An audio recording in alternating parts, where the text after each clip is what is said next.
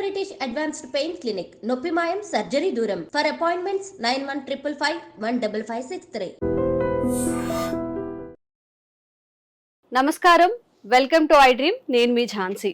అయితే నిత్య పూజ గురించి చాలా మందికి చాలా సందేహాలు వస్తుంటాయి. ఈరోజు నిత్య పూజ ఎలా చేసుకోవాలనే విషయంలో వచ్చే సందేహాలన్నీ నివృత్తి చేసుకునే ప్రయత్నం చేస్తాం. ప్రస్తుతం మనతో ఉన్నారు ప్రముఖ ఆధ్యాత్మికవేత్త, అలాగే వాస్తు జ్యోతిష్య పండితులు వైవిఎస్ గిరిరావు గారు. నమస్కారం అండి. నమస్తే అమ్మా. గురుగారు, అయితే డైలీ నిత్య పూజ చేసుకునేటప్పుడు చాలా మందికి దీపం ఎలా పెట్టాలి, ఎన్ని ఒత్తులతో వెలిగించాలి, ఇలాంటి సందేహాలన్నీ వస్తుంటాయి. అలాగే దేవుడి పటాలు కూడా శుభ్రం చేసేటప్పుడు ప్రత్యేకమైన రోజుల్లో శుభ్రం చేసుకోకూడదని, ఎప్పుడు పడితే అప్పుడు కదిలించకూడదని చెప్తుంటారు. మరి ఈ విషయంలో మనం ఎలాంటి నియమాలు, జాగ్రత్తలు పాటించాలంటారు? చాలా సంతోషం అమ్మా. కాకపోతే విచిత్రం ఏంటంటే కొన్ని సంవత్సరాలుగా కూడా ఎన్నిసార్లు చెప్పినా సరే ఈ దీపంలో ఎన్ని ఒత్తులు వేసుకోవాలి, దీపం కుడి పక్క పెట్టాలా, ఎడం పక్క పెట్టాలా, ఇవన్నీ ఏంటంటే చాలా ప్రధానంగా అసలు పూజ కంటే కూడా ఇది ప్రధానమైంది. జనరల్ గా మీరు మామూలు దీపారాధన చేసేటప్పుడు ఒక మంత్రం చదువుతాం, సాధ్యం త్రివర్తి సంయుక్తం అని చదువుతాం. అవేంటంటే ఏదో చెప్పారు చదవాలని చదవటం కాకుండా దాని మీనింగ్ కనుక తెలుసుకుంటే, సా అంటే కలిసి, ఆజ్యం అంటే నెయ్యితో కూడినటువంటి, త్రివర్తి అంటే 3 ఒత్తులు, సంయుక్తం అంటే మెలివేసి. దానిలోని మీనింగ్ అది. అంటే 3 ఒత్తులు తీసుకుని దాటిని మెలివేసి వాటిని దీపారాధన కుందులో పెట్టి దాంట్లో ఆజ్యం వేసి దానితో దీపారాధన చేస్తున్నామని ఆ శ్లోకం అర్థం. సాధ్యం త్రివర్తి సంయుక్తం అంటే కనుకేంటంటే ఇందులో ఇంకా 5 వేయాలా 3 వేయాలా, ఏదో సుందరాకాండ సినిమాలో చెప్పినట్టు 5 ఒత్తులు వేయాలని అలా ఎక్కడ లేదు. కాకపోతే ఏంటంటే భగవతర్పణ చేసేటప్పుడు ఏది కూడా ఏంటంటే ఒకటిగా పెట్టకుండా 2 దీపారాధన పెట్టడం, నమస్కారం కూడా ఇలా పెట్టకుండా 2 చేతులతో పెట్టడం, పళ్ళు ఇస్తే 2 పళ్ళు ఇవ్వటం, అలా ఏంటంటే మనం చీర ఇస్తే జాకెట్ చీర కలిపి ఇవ్వాలి, ఇలా ఉంటుంది. పంచ ఇస్తే ఉత్తరయం పంచ 2 కలిపేలా ఒకటి సింగిల్ గా ఇవ్వకూడదు. ఇలా ఏంటంటే శుభకార్యానికి అనేటివి కూడా 2గా ఇయటం అనేది ఉన్నది కాబట్టి అటొకటి ఇటొకటి 2 దీపారాధనలు చేస్తాము. లేదంటే ఒక దీపారాధనలో అయినా సరే శ్లోకంలో ఉన్నది అదే కాబట్టి 3 ఒత్తులు మెలివేసింది పెడతాం. మీకు అపరానికి వెళ్ళేసరికి ఏంటంటే 1 ఒత్తి పెడతారు, 3 ఒత్తులు మెలివేయరు. అలాగే దీప ఆరాధన అన్నారు మీరు ఇందాకన. చాలా మంది దీపం పెట్టడానికి దీపారాధనకి డిఫరెన్స్ ఏంటంటే, దీపం ఎప్పుడు పెడతాం మనం, ఎవరైనా వెళ్ళిపోయినప్పుడు పెడతాం. ఇక్కడ దీప ఆరాధన అంటున్నాం. ఆరాధన అంటే మీన్స్ ఏంటి, జనరల్ గా ఆరాధన అంటే భగవత్ ఆరాధన ఎలాగో అలాగే దీప ఆరాధన అంటే దీపానికి కూడా మనం అయ్యవారి అమ్మవారికి ఎలా పటానికి అయితే అలంకారం చేస్తామో అలా దీపానికి ఏంటంటే మనకి అమ్మవారి పెట్టామనుకోండి, కలసం పెట్టేటప్పుడు సండిలం అనేస్తాం కింద. అంటే కింద కొంచెం బియ్యం 1 అంగుళం మందాన వేయటం కానీ, లేకపోతే ఏంటంటే ఒక తమలపాకు ఏదైనా పెట్టడం కానీ అలా పెట్టేస్తాం కదా. దీపానికి కూడా ఆరాధన చేసేటప్పుడు కింద తమలపాకు వేసి, అర్థమైందా, లేదా చిన్న ప్లేట్ లో ఏదైనా పెట్టి దాని మీద దీపాన్ని పెట్టాలి. పెట్టిన తర్వాత దీపం వెలిగించిన తర్వాత అమ్మవారికి అయ్యవారికి స్వామివారికి ఎలా బొట్లు పెడతామో దీపానికి బొట్లు పెట్టాలి. మళ్ళీ ఇందులో కూడా సందేహం, ఎన్ని బొట్లు పెట్టాలి అని. ఏదైనా సరే 3 బొట్లు పెడతాం మామూలుగా. పెట్టిన తర్వాత ఏంటంటే అర్చన ఏం చేస్తాం, స్వామివారికి అక్షంతలు వేస్తాం. అలాగే దీపానికి కూడా దీపారాధన చేసిన తర్వాత దీపారాధనలో భాగంగా దీపం వెలిగించిన తర్వాత బొట్లు పెడతాము, అక్షతలు వేస్తాము దాని మొదట్లో, పుష్పం పెడతాము. ఇవన్నీ పెట్టి దీపానికి నమస్కారం పెడతాం. అర్థమైందా? అది దీప ఆరాధన. అపరానికి ఇవన్నీ చెయ్యం. అంటే బొట్లు పెట్టకూడదు, దాని మీద అక్షంతలు వేయరు, దాని మీద కుంకుమ వేయరు. వేయకపోతే ఏంటంటే అది శుభకార్యాన్ని కాకుండా అశుభకార్యంలో వాడతారు. దాని దీపం పెట్టడం అంటారు, దీన్ని దీపాన ఆరాధన చేయటం అంటారు. ఇదొకటి. ఇందులో ఏంటి, ఇప్పుడు దీపారాధన అనేది 5లో 1. అంటే ఏంటంటే మనకి పంచోపచారాలు అంటారు. ఇప్పుడు షోడశోపచారాలని ఉపచారాలు చేస్తారు దేవాలయం, ప్రతిష్ఠితమైన దేవాలయాల్లో. కానీ మన ఇంట్లో చేసిన పంచోపచారాలు అంటే మనకి ఆయాచితంగా పంచభూతాలను భగవంతుడు ఇచ్చాడు. మనకి భగవంతుడు ఇచ్చిన పంచభూతాలని మనం ఏంటంటే స్వామివారి కృతజ్ఞతగా మనం తిరిగి చెల్లించుకోవటమే పంచోపచారాలు. అంటే ఏంటంటే అగ్నితత్వంగా అక్కడ దీపాన్ని ఆరాధన చేస్తాం. హారతి ఇచ్చేటప్పుడు అగ్నిని ఇస్తాం అక్కడ. అలాగే వాయుతత్వంగా ధూపం వేస్తాం. అది ధూప్ స్టిక్ కావచ్చు, అగరబత్తీలు కావచ్చు, లేకపోతే ఏదైనా కావచ్చు. కనుక ఏంటంటే చేస్తాం అది. తర్వాత ఏంటంటే భూతత్వంగా గంధాన్ని సమర్పిస్తాం. గంధం సమర్పయామి అంటాం సరే, గంధం భూతత్వంగా వేస్తాం.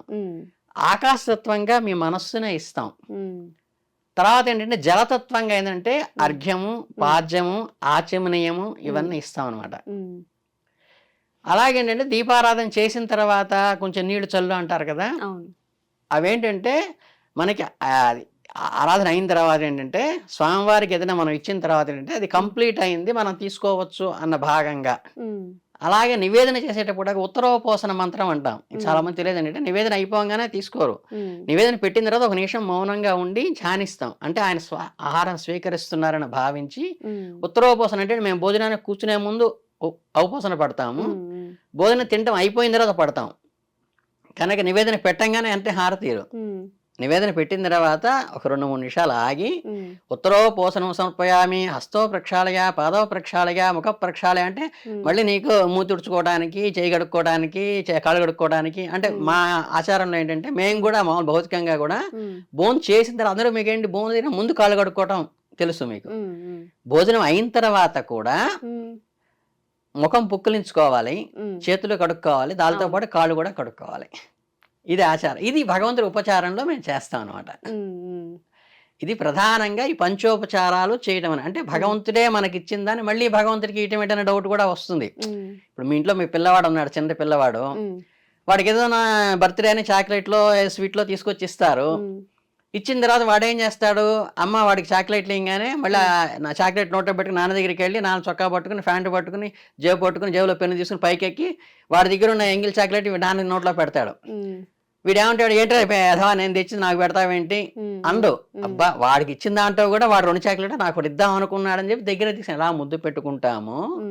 భగవంతుడు కూడా మనకి ఇప్పుడు మన కరోనాలో చూస్తున్నాం ఒక్కొక్క ఆక్సిజన్ సిలిండర్ ఎంత అవుతోందని. ఈరోజు పూర్వం వాయువుని ఇప్పుడు కొనుక్కుంటున్నాం, ఆఖరి జలాన్ని కూడా ప్రతి చోట 20 రూపాయలు పెట్టి లీటర్ వాటర్ కొనుక్కుంటున్నాం మనం.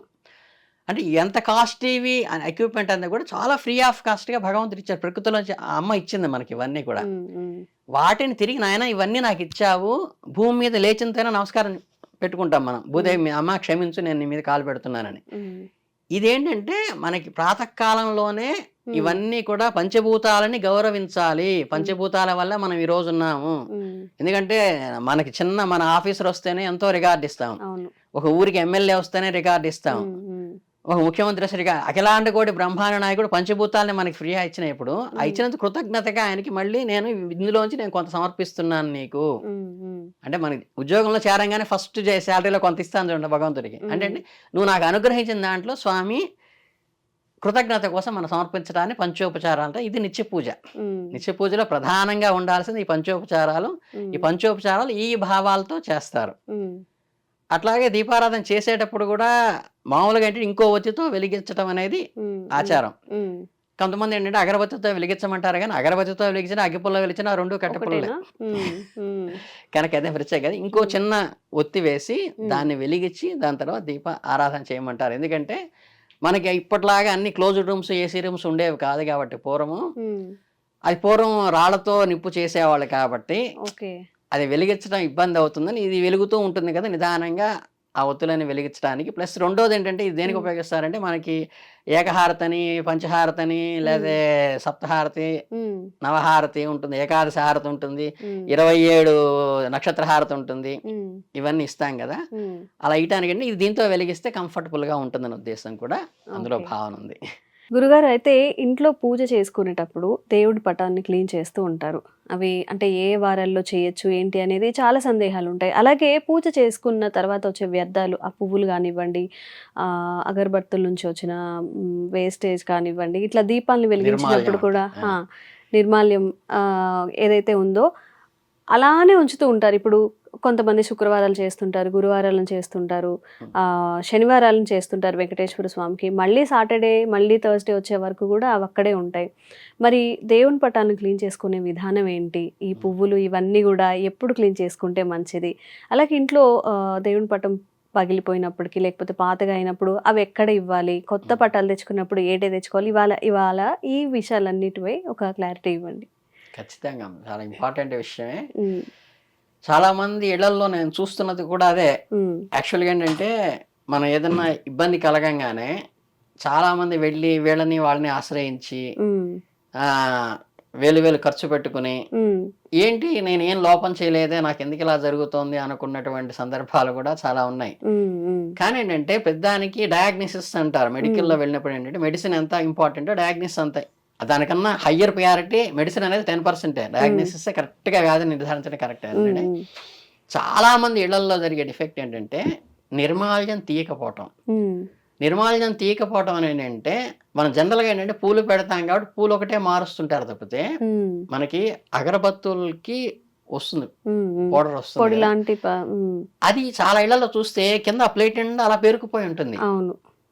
ఉమ్, అంటే మినిమం కామన్ సెన్స్. ఇప్పుడు నేను గెస్ట్ గా మీ స్టూడియోకి వస్తుంటే ఉమ్, ఇక్కడేంత అంతకుముందు తాగేసినటువంటి కప్పులు, గెస్ట్ తాగేసిన కప్పులు లేకపోతే పేపర్లు, ఆయన వేస్టేజ్ పేపర్ అక్కడ ఉందనుకోండి, um, as a human being ordinary man గా నేను ఒక మనిషినే కదా, కానీ నాకు రెస్పెక్ట్ ఇస్తూ అవన్నీ గబగబా క్లీన్ చేసి నీట్ గా కూర్చోపెడతారు కదా. ఉమ్, ఉమ్, అలాంటిది మనకన్నా మన తల్లిదండ్రులు లేకపోతే మన పై ఆఫీసరు వస్తే ఎంతో రెస్పెక్ట్ ఇస్తాం కదా. ఈయన సాక్షాత్ పరమాత్మను తీసుకొచ్చి అక్కడ కూర్చోబెట్టినప్పుడు ఉమ్, అలా అంటే ఇప్పుడు నీకు మీ భౌతికంగా చెప్తే మీకు టక్కన వెలిగింది. ఉమ్, అవును. భగవంతుడికి కూడా మనం చేస్తున్న అపచారం అదే. ఉమ్, అందుకని ఏంటంటే మనం అగరబత్తుల పౌడరు తీయటము, ఉమ్, ఈ పూలు ఎండిపోయిన పూలన్నీ తీసేయటం, వడిలిపోయిన పూలు తీసేయటంతో పాటు ఉమ్, పటం మీద ఒక్కోసారి ఏంటంటే కొన్ని ఏరియాల్లో ఉన్న ఇళ్లలో ఏంటంటే కొంచెం డస్ట్ ఫామ్ అవుతుంది. ఉమ్, మీకు కొన్ని ఇళ్లలో ఏంటంటే ఒక రోజు ఉదయం తుడిస్తే సాయంత్రం దాకా ఏమి ఉండదు. కొన్ని ఇళ్లలో గంటకి 1 అవర్కే నేల మీద మీకు డస్ట్. అవును. ఆ డస్ట్ వచ్చే ఏరియాలో ఏంటంటే చక్కగా మనం మెత్తటి గుడ్డ పెట్టుకుని పటాన్ని ఉమ్, తుడవచ్చు. ఉమ్, దానికి తప్పేం లేదు. ప్రతిరోజు కూడా పూజ చేయకముందు అంటే దీపారాధన చేయకముందు పటాన్ని తుడుచుకోవచ్చు. ఉమ్, ఉమ్, కానీ ఏంటంటే మొత్తం మందిరంలో పటాలన్నీ ఉన్న ప్లేస్లోంచి తీసి తుడవటానికి ఏంటంటే శుక్రవారం మంగళవారం వద్దన్నారు. ఉమ్, అంటే స్థాన చలనం చేయకూడదు.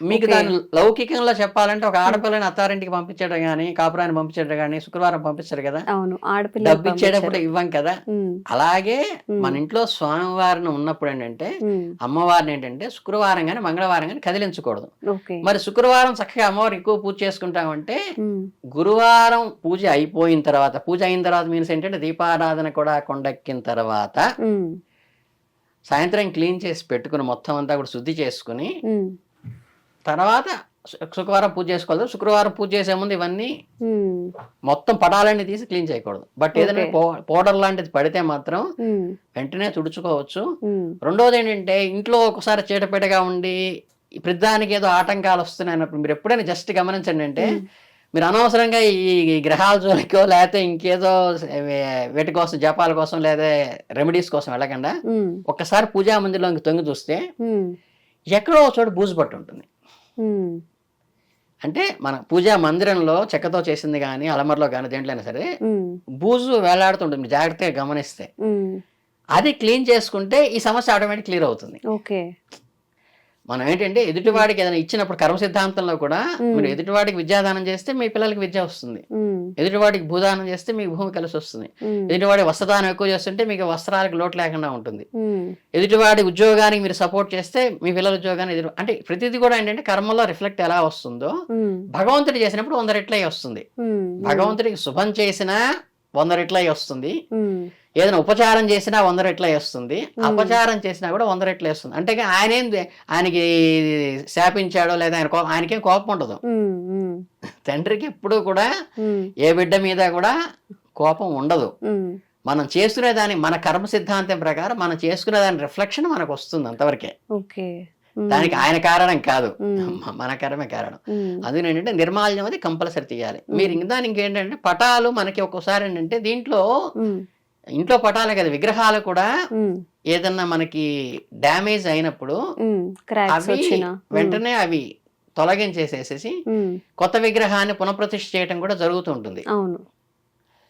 మీరు కొన్ని మన అంతకుముందు కూడా కొన్ని కావాలని డ్యామేజ్ చేశారు కొంతమంది, పెద్ద ఇవి ఆర్గ్యుమెంట్స్ కూడా వచ్చినాయి. ఏంటంటే ఇంకా అది నాళ్ళ నుంచి ఉన్న విగ్రహం అయినప్పటికీ కూడా ప్రశస్తమైన విగ్రహం అయినప్పటికీ దాన్ని తీసేసి పునఃప్రతిష్ఠ చేయడం అనేది ఆనవాయితీ. అట్లా ఇంట్లో పటాలు ఏదైనా మనకి తెలియకుండా తుడిచేటప్పుడు పగలటం కానీ, లేకపోతే ఏంటంటే ఒక్కోసారి ఏంటంటే ఈ తడిగా ఉన్న పూలు పెట్టడం కానీ, లేకపోతే అర్ఘ్యం ఆచమనం ఇచ్చేటప్పుడు ఓం ఆపో ఇష్టామయ నీళ్ళు చల్లమంటారు పూతో. ఈ చల్లేటప్పుడు ఎక్కువగా చల్లినప్పుడు ఏంటంటే పటం మీద పడ్డ నీళ్ళు కిందకి వెళ్ళి కింద దీంట్లోకి పాడైపోతూ ఉంటాయి, వెళ్ళిపోయి లోపల నుంచి అది పాడైపోతుంది. అలాంటి వచ్చినప్పుడు ఏంటంటే మీరు వెంటనే దానికి ఏమి ఫీల్ కావాల్సిన లేదు, తప్పేం లేదు. చక్కగా కొత్త పటాన్ని మళ్ళీ తెచ్చుకుని అందులో ఆవాహన చేసి దీన్ని ఉద్వాసన చేసి, ఉద్వాసన ఏంటంటే మీకు ఏదన్నా సత్యనారాయణ సంవ్రతం అప్పుడు కానీ, వినాయక చవితి కానీ ఉద్వాసయ పునరాగమనాయ చ అయ్యా స్వామి బయలుదేరండి, మళ్ళీ మీరు మళ్ళీ మమ్మల్ని మీద కలవాలి. ఇప్పుడు నేను మీద 1 గంట 2 గంటలు మాట్లాడుతున్నాను, విసుగొచ్చింది అనుకో, సరే ఉంటామండి గురుగారు అంటారు. అంటే మీరు ఏంటి, సరే మళ్ళీ కలుద్దామండి. అలాగే అక్కడ స్వామివారికి ఏంటంటే మీరు మనకి తీసేటప్పుడు అంటే ఒక క్షమా చెప్పుకొని, అయ్యా నీ రూపము భౌతికంగా నాకు కనిపించే రూపము డ్యామేజ్ అయింది కాబట్టి నువ్వు మళ్ళీ కొత్త దాంట్లో ఆవాహనక అనే చూసుకోవాలి. ఫండమెంటల్గా ఏంటంటే అక్కడ ఉన్న పటంలో కానీ, అక్కడ ఉన్న విగ్రహంలో కానీ పవర్ ఆటోమేటిక్గా ఉండదు. అంటే తగిలిన ప్రతి పటంలో భగవంతుడు ఆవాహన ఉండదు. మనం చేసే జపధ్యానంలోంచి శక్తిని అందులోకి ధారపోస్తాం. విగ్రహంలో కూడా అంతే, మనం చెక్కేటప్పుడు ఉలి పెట్టుకుని దాని మీద కూర్చొని చెక్కుతారు, అప్పుడు దాంట్లో భగవంతుడు ఉండడు. దానికి యంత్రం వేసి జానాదివాసం జలాదివాసం క్షీరాదివాసం చేసి రాయిని శుద్ధి చేసి, అప్పటిదాకా రాయేది శుద్ధి చేసి యంత్రం మీద ప్రతిష్ఠ చేసి దాంట్లోకి మనం ఇప్పుడు చేసిన హోమాల్లోని శక్తిని అంతా కూడా ఒక బ్రహ్మగారి ఉంటారు, వీళ్ళ 5గురు కూడా ఆ బ్రహ్మగారికి ధారపోసి ఆ బ్రహ్మగారు దాంట్లో ప్రాణప్రతిష్ఠ చేస్తే మాత్రమే అది సోల్ అవుతుంది. ఈవెన్ దో హ్యూమన్ బాడీ అయినా మీరు నాకు నమస్కారం పెడుతున్నారంటే లోపల ఆ ప్రాణశక్తి ఉన్నంత కాలమే. ప్రాణశక్తి వెళ్ళిపోయిన తర్వాత గిరి గారు అని కూడా అనరు. బాడీని తీసుకొచ్చారా, బాడీ వెళ్ళిందా, బాడీ కూర్చుందా అని ఎలా అంటామో స్వామివారు కూడా ప్రాణప్రతిష్ఠ చేసినప్పటి నుంచి దానికి వాల్యూ ఇవ్వాలి. అప్పటి నుంచి దానికి నియమాలన్నీ పాటించాలి, ఎవరు తాకూడదు, దాన్ని ఇష్టగా శుచిగానే పాలాలి. ఉద్వాసన అయిన తర్వాత అది క్లియర్ అవుతుంది. ఈ క్లియర్ అయింది కూడా మళ్ళీ గబుక్కురండి. అంటే ఇప్పుడు మన ఎండి గారి చైర్ ఉందనుకోండి, మన ఆఫీస్కి వచ్చేదాకా అందరూ ఎక్కి దాని మీద వస్తాడు, పనివాడు కూడా దాని మీద కూర్చొని వస్తాడు. ఇక్కడికి వచ్చిన తర్వాత ఎండి గారి చైర్ రాగానే ఎండి గారికి ఆ వాల్యూ ఇస్తాం. అలాగే మన ఆఫీస్ లోంచి బయట పెట్టిన తర్వాత కూడా ఎండి గారు కొత్త చైర్ వేసుకున్నప్పుడు కూడా గబుక్కుని ఎండి గారి చైర్ కదా అని కొంత ఫీలింగ్ ఉంటుంది దానికి. అది అక్కడి నుంచి తీసుకెళ్లేదాకా ఆ ఫీలింగ్ ఎలా ఉంటుందో, ప్రాణం తీసేసిన తర్వాత కూడా మన దాకా పూజ చేశాం కదా, ఉద్వాసన అయిపోతుంది, అది ప్రాణం ఉండకపోయినా కానీ ఉంటుంది. కాబట్టి అపవిత్రంగా అనిపిస్తుంది. కాబట్టి ఎవరు తొక్కనటువంటి రావి చెట్టుకి, ఇప్పుడు మన వేప చెట్టుకి అక్కడ ఎవరు కూడా వేరే పనులు చేయరు వాటి దగ్గర. అవును, రచ్చగట్టిన దగ్గర అక్కడ పెట్టేస్తే ఏంటంటే దానికి పవిత్రంగా ఉంటుంది, అది పూర్తిగా అయ్యేదాకా. కొంతమంది హోమంలో కూడా వేసేస్తారు, ఇబ్బంది లేదండి. ఇది ప్రాసెస్. తీసేని పటాలు తీయటానికి అందులో సెంటిమెంట్ లేదు, ఇలా మార్చుకోవచ్చు. ప్రాణప్రతిష్ఠ ఉన్నప్పుడు మాత్రమే దానికి వాల్యూ ఉంటుంది. కాబట్టి ఈ చిన్న చిన్నవి పాటించుకుంటే సరిపోతుంది. సంతోషం అండి, మంచి విషయాలు తెలియజేశారు. చాలా సంతోషం.